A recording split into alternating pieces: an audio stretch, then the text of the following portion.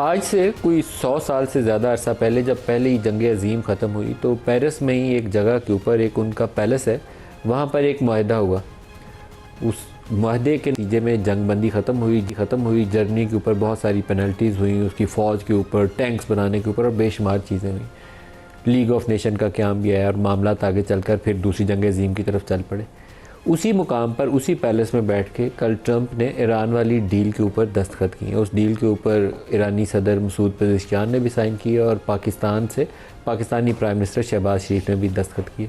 पाकिस्तान की इस मामले में जो सफारतकारी और हिकमत अमली है वो बहुत शानदार रही। पाकिस्तान ने ना सिर्फ ईरान और अमेरिका की जंग बंद करवाई और उसका सेहरा पाकिस्तान को जाता है, बल्कि साथ ही मुस्लिम दुनिया के अंदर जो एक फसाद वाली कैफियत थी कि एक मुस्लिम मुल्क दूसरे मुल्क के ऊपर हमलावर होने के बिल्कुल करीब था, क्योंकि एक ट्रस्ट डेफिसिट है इस पूरे इलाके में सऊदी अरब, कतर, यूएई और ईरान के माबैन। और इसी जंग के दौरान कभी इम्कान यह था कि इसराइल की साजिश के नतीजे में ये मुस्लिम दुनिया आपस में लड़ भिड़ पड़ती और पाकिस्तान ने उस नुकसान को भी बचाया। तो अल्लाह पाक करे कि चीज़ आगे बढ़े, लेकिन ट्रंप इस मुआहदे के नतीजे में कुछ ले के नहीं गए, खाली हाथ गए हैं। और मुझे लगता है कि जो जर्मनी के साथ जो कुछ हुआ था, इसी जगह पे जो एग्रीमेंट आज से 100 साल पहले 1919 में साइन हुआ था, उसी किस्म का ट्रंप के साथ या अमेरिका के साथ उसकी जो ग्लोबल लीडरशिप थी, उसकी जो मिलिट्री माइट थी, ईरान ने उसको चैलेंज कर दिया, उसको शदीद धचका लगा और आने वाले सालों में, महीनों में उसके असरात हमें नज़र आएंगे।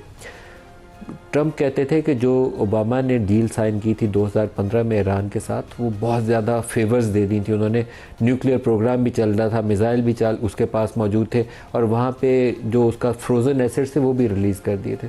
अब जो डील ट्रंप ने एग्री की है उसके नतीजे में $100 अरब से ज़ायद के जो फ्रोज़न एसेट्स हैं अमेरिका उसको रिलीज़ करेगा।